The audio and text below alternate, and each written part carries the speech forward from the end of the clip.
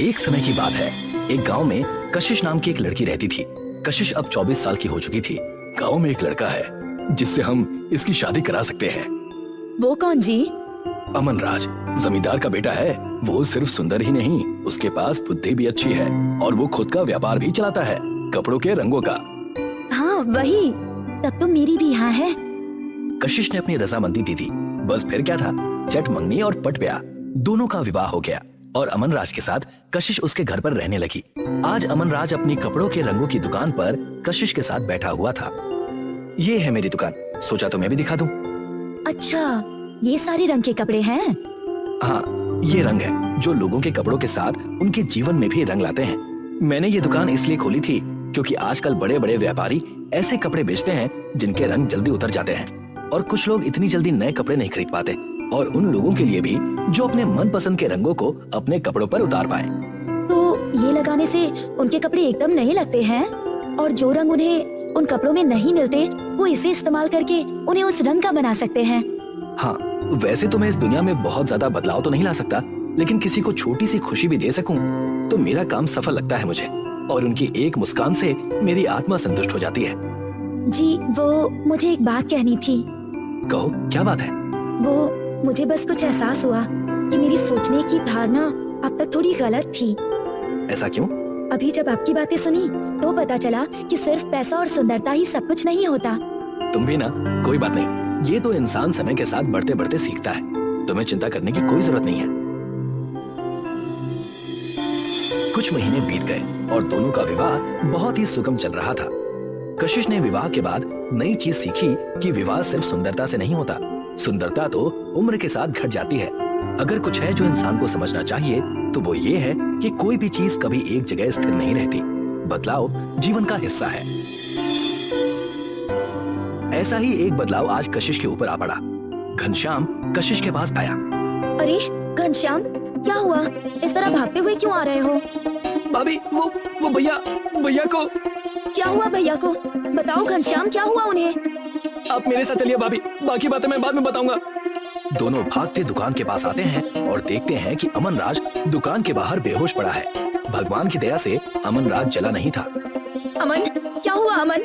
उठिए उठिए। बिटिया, मैं अमन राज से मिलने आया था, पता नहीं अचानक क्या हुआ और दुकान में आग लग गई। अमन राज होश में आने लगता है। जी, आप ठीक तो है ना? कुछ बोलिए ना। कशिश। हाँ, मैं ही हूँ। मुझे कुछ दिखाई नहीं दे रहा। कशिश, मुझे कुछ दिखाई नहीं दे रहा। क्या? ये क्या हो गया बेटी?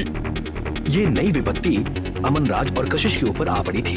कुछ दिन बीते और अमन राज अपने कमरे में आराम कर रहा था और कशिश उससे बातें कर रही थी। कशिश, तुम्हें पता है, मैं माता को चढ़ाने के लिए कुछ दिन पहले ही एक गुलाब साड़ी लेकर आया था, एक व्यापारी से। अच्छा, आपने कहाँ रखी है? मैं चढ़ा दूंगी। हाँ, वो उस अलमारी में रखी है। इसके पीछे एक कहानी है कशिश। बताइए, क्या कहानी है? ये साड़ी लेकर एक फकीर मेरी दुकान पर आया था जब मुझसे तुम्हारा ब्याह तय हुआ था। अच्छा, फिर? उस फकीर ने मुझसे कहा था कि जब मैं बिना आंखों के तुम्हें इस साड़ी में देखूंगा तो मेरे जीवन में असली सुख आएगा, और जो मंजिल में हासिल करने निकला था वो मेरी पत्नी करेगी। माफ करिएगा जी, आप बिना आंखों के कैसे देख पाएंगे मुझे इस साड़ी में? और अगर वो साड़ी माता को चढ़ा दी जाएगी तो उसे मैं कैसे पहनूंगी जी? और वैसे भी अब उस फकीर की बात सच नहीं हो पाएगी। चिंता ना करो, मैं अपनी मन की आंखों से तुम्हें देख लूंगा। उस फकीर ने कहा कि ये साड़ी मैं पहले देवी माँ को चढ़ाऊं, उसके बाद तुम इसे धारण करो। अच्छा, ऐसा करती हूँ, आज संध्या पूजन के समय अपनी कुल देवी जो कि नीम के पेड़ के पास स्थापित हैं, उन्हें ये चढ़ाऊंगी। ठीक है, तुम ऐसा ही करना। जी। कशिश ने अमन राज की बात सुनी और नीम के पेड़ के पास पूजा करने के बाद उस साड़ी को चढ़ा दिया और हाथ जोड़कर माता के सामने विनती करने लगी। आपसे मेरी एक विनती है। अभी आपको जो मैंने ये साड़ी चढ़ाई तो मैंने सोचा कि आप ये साड़ी पहनकर कैसी दिखेंगी, और ये चाह मेरे मन से जा ही नहीं रही है। कृपा करके मुझे दर्शन दीजिए माँ। कशिश ने अपनी विनती बताई और वहाँ से घर लौट आई। रात का समय हो गया था और अमन राज को एक सपना आया। उस सपने में उसे नीम के पेड़ के पास कशिश दिखी जो गुलाबी साड़ी पहने हुई थी। वाह कशिश, तुम तो किसी देवी का अवतार लग रही हो इस साड़ी में। इतनी सुंदर तो स्वर्ग की अप्सराएं भी नहीं होती हैं। जी, ये गुलाबी रंग की साड़ी है। मतलब? मतलब ये कि ये गुलाबी साड़ी जिसमें मैं आपको इतनी भा रही हूँ, इसमें दुनिया के हर रंग समाये हैं। जो भी इस साड़ी को छूकर किसी रंग के बारे में सोचेगा तो उसे वो रंग प्राप्त हो जाएगा।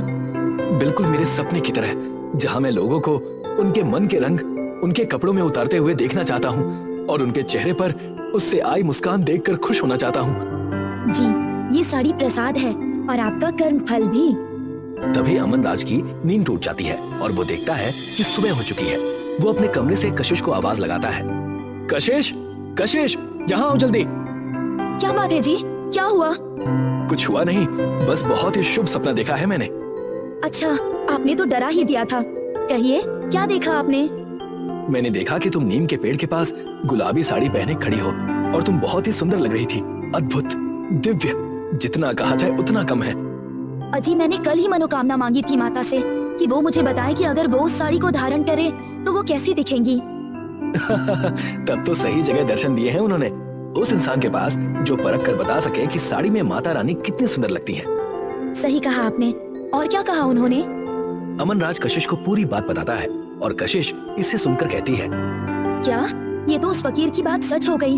आपने मुझे बिना आंखों के ही देख लिया और साथ ही साथ माता ने जो आशीर्वाद दिया है उस हिसाब से आपकी मंजिल भी अब दूर नहीं है। हाँ कशिश, मैं देख तो नहीं सकता पर अब ये दुनिया और रंगीन लग रही है, मानो सफेद कागज पर मेरे सपनों के रंग भर रहे हो। हमारा दुकान तो जल गया है पर हम वहीं पर एक ठेला लगाकर उस दुकान के आगे इस साड़ी से लोगों के कपड़ों को रंग कर बेचेंगे। अगले ही दिन उस पुरानी दुकान के सामने वो दोनों एक ठेला लगाकर खड़े थे और ठेले पर सिर्फ गुलाबी साड़ी रखी थी। आइए आइए, इस साड़ी को छूकर अपने मन में जो रंग सोचेंगे वो रंग पाएंगे। तभी वहाँ पर एक महिला आती है। अच्छा, इसमें कोई चमत्कार है क्या कशिश? हाँ काकी, छूकर बस जो रंग सोचिएगा वही रंग पाइएगा।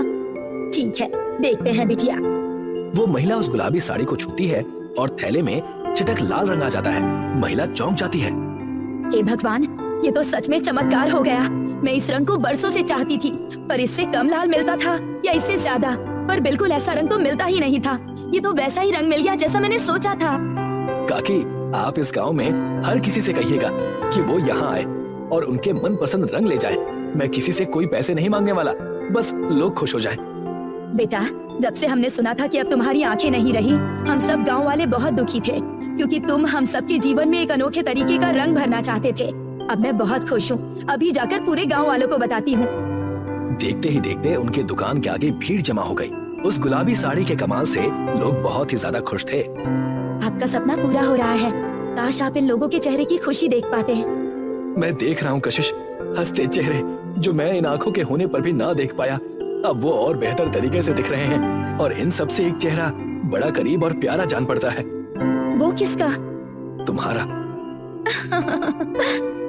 दो व्यक्तियों का प्रेम सिर्फ सुंदरता और पैसों में नहीं बल्कि एक दूसरे के सपने साकार करने में होता है। अमन राज जो लोगों को अपने काम के द्वारा खुश देखना चाहता था, आज बिना आंखों के भी उन्हें देख पा रहा था।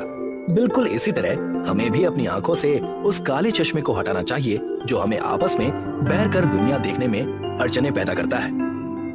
ये जादुई कहानी है मुनमुन की, जो अपने माता पिता और अपनी दादी के साथ एक छोटे से गांव में रहती थी। मुनमुन के पिता दर्जी थे जो दिन रात कड़ी मेहनत करते, लेकिन ज्यादा पैसे नहीं कमा पाते। फिर भी वो सब खुशी खुशी रहते थे। सभी नगरवासियों सुनो, सुनो सुनो सुनो। एक दिन वहाँ की महारानी ने सभी बच्चों के लिए एक बहुत बड़ी पार्टी का आयोजन किया, क्योंकि उस दिन उनके बेटे और राज्य के राजकुमार का जन्मदिन था। सुनो सुनो सुनो, सभी नगरवासियों सुनो। हमारे प्यारे राजकुमार 12 साल के हो गए हैं, जिसकी खुशी में महारानी ने एक बहुत बड़ी पार्टी का आयोजन किया है, जो अगले महीने की 1 तारीख को होगी। साम्राज्य के सभी बच्चों को उसके लिए न्योता दिया जाता है। जरूर आए, जरूर आए, जरूर आए।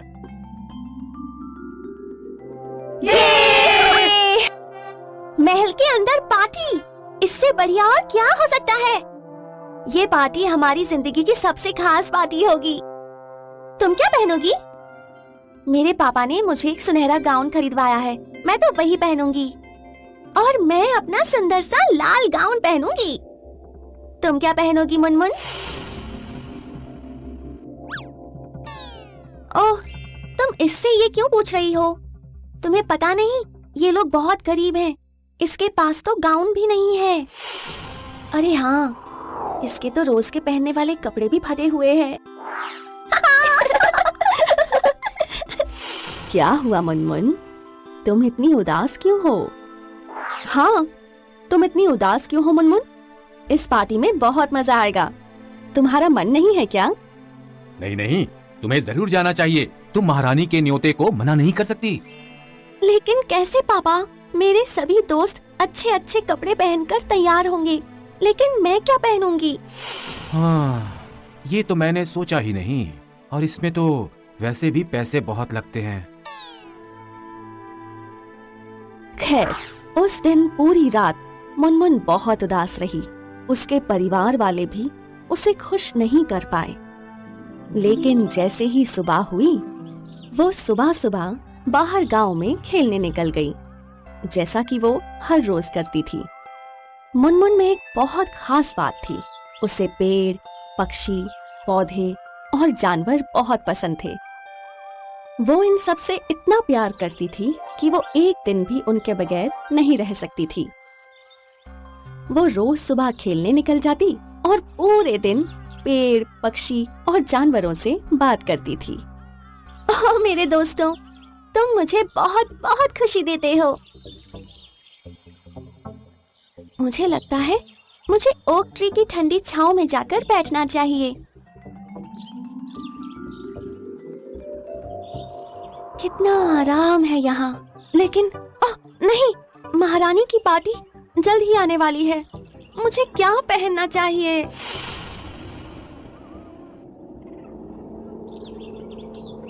ये नहीं हो सकता। मेरी छाया के नीचे छोटी बच्ची रो नहीं सकती। कौन? कहाँ? कौन है जो मुझसे बात कर रहा है? ऊपर देखो।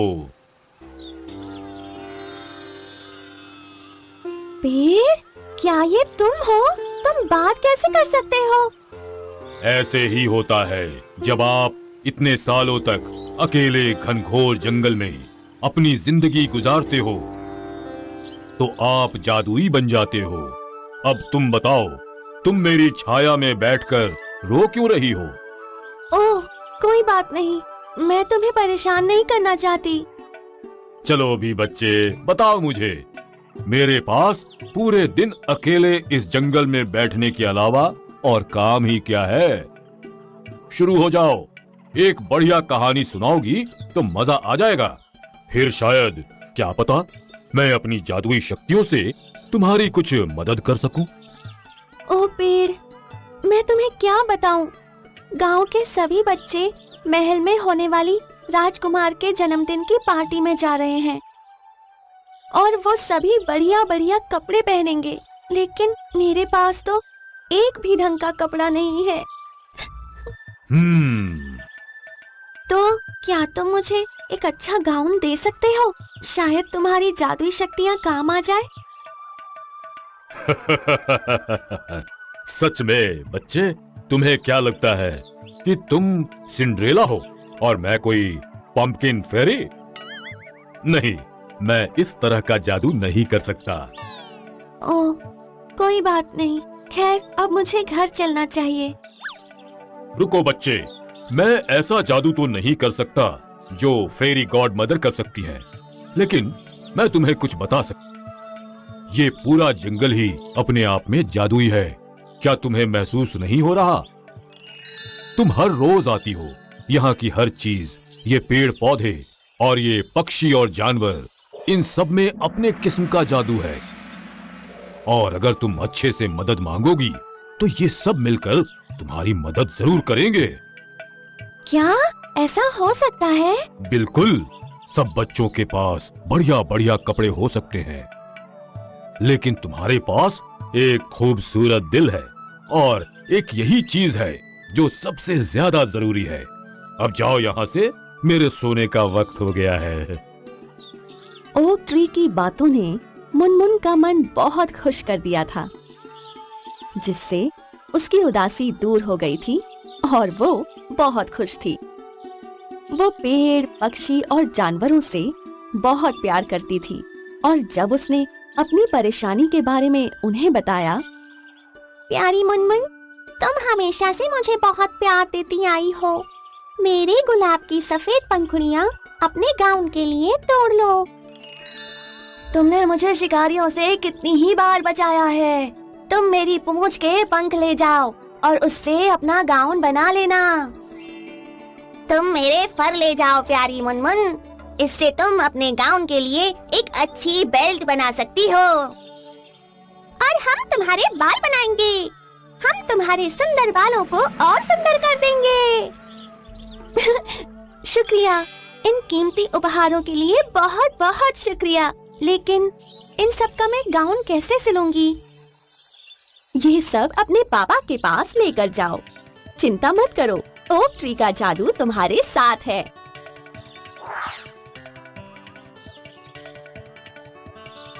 ये सब क्या है? पापा, ये सब उपहार मुझे जंगल के पेड़, पौधे, पक्षी और जानवरों ने दिए हैं। क्या आप इनसे मेरे लिए एक गाउन बना सकते हैं? लेकिन कैसे? पापा, आप शुरू तो कीजिए। जंगल के जादू से सब बन जाएगा।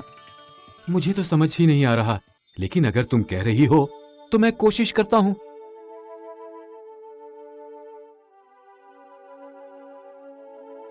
खैर, ये गुलाब की पंखुड़ियां तो जादुई हैं। इनको तो बड़ी आसानी से सिला जा सकता है। हाँ, मैं कुछ तो कर ही सकता हूँ। मुझे कुछ दिन का वक्त दो बेटा मुनमुन।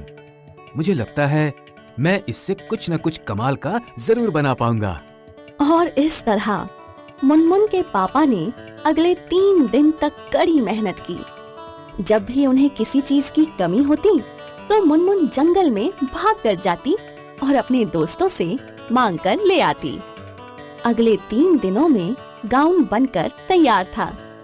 वही रात पार्टी की रात थी और मुनमुन तैयार हो रही थी। ओह पापा, ये तो बहुत अच्छा है। क्या अब मैं इसे पहन सकती हूँ? हाँ बिल्कुल मुनमुन, चलो आओ, मैं तुम्हें पहनाती हूँ।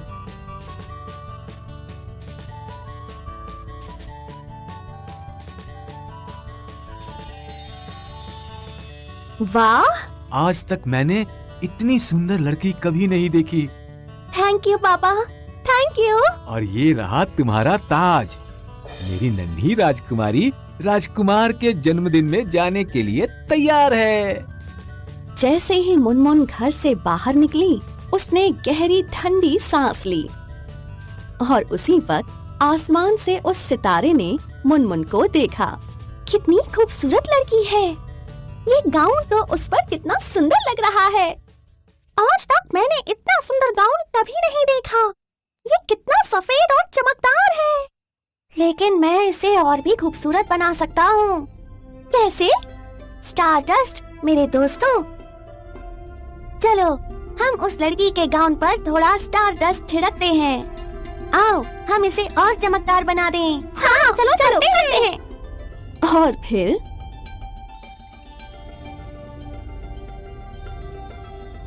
जब मुनमुन पार्टी में पहुंची, ओह, ये लड़की कौन है? कौन वो? हे भगवान, ये तो मुनमुन है। वो गाउन देखो, ये तो बहुत महंगा लग रहा है। इसके गरीब पापा कैसे खरीद सकते हैं? मम्मी, वो कौन है? मुझे नहीं पता बेटा, लेकिन ये जरूर तय है कि वो इस पार्टी का सबसे चमकता सितारा है। क्या मैं उससे अपना केक काटते वक्त साथ में खड़ा होने के लिए पूछ सकता हूँ? हाँ बिल्कुल बेटा। सिपाही, उस लड़की को ऊपर तक लेकर आओ। प्यारी बच्ची, क्या तुम राजकुमार के साथ खड़ी हो सकती हो जब वो केक काटेंगे? जी बिल्कुल महारानी। और इस तरह से ये रात मुनमुन की जिंदगी की सबसे सुंदर रात बन गई। जब राजकुमार केक काट रहा था तो वो उसके बिल्कुल साथ खड़ी थी। तो अगर आपका दिल साफ है तो आपकी जिंदगी में कोई ना कोई जादू जरूर होगा, जैसा कि हमारी प्यारी सी मुनमुन के साथ हुआ।